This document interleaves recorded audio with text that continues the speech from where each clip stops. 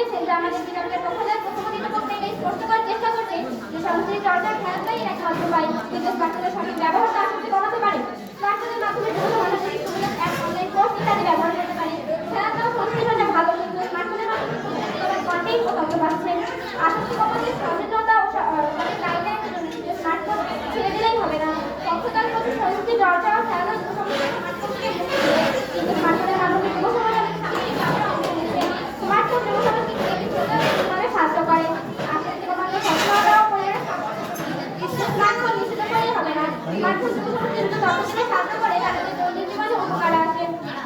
সংস্কৃতি চর্চা খেলাধুলা ভালো, কিন্তু স্মার্টফোনে আসক্তি কমানোর একমাত্র উপায় এটা নয়। স্মার্টফোনের মাধ্যমে যুব সমাজ নতুন জ্ঞান ও তথ্য পাচ্ছে, সেটা তার মজা নয়। স্মার্টফোনের বিভিন্ন অ্যাপ যেমন ফিটনেস অ্যাপ, মেডিটেশন অ্যাপ ইত্যাদি যুব সমাজকে দিতে সাহায্য করে।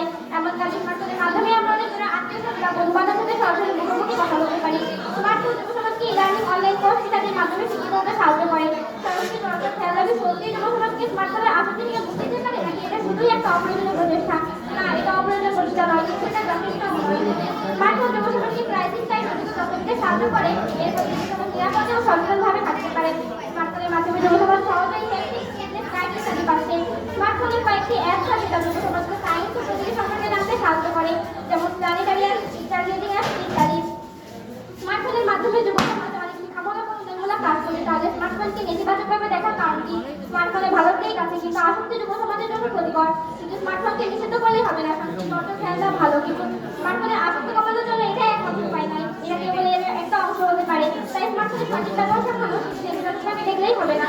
সংস্কৃতি চর্চা খেলাধুলা কি সকল যুবকের জন্য সম্ভব? না, সকল যুবকের জন্য সংস্কৃতি চর্চা খেলাধুলা সম্ভব নয়, কারণ অনেকের আগ্রহ বা সুযোগ থাকে না, এবং যাদের আগ্রহ থাকে না তাদেরকে আমরা খেলাধুলায় বাধ্য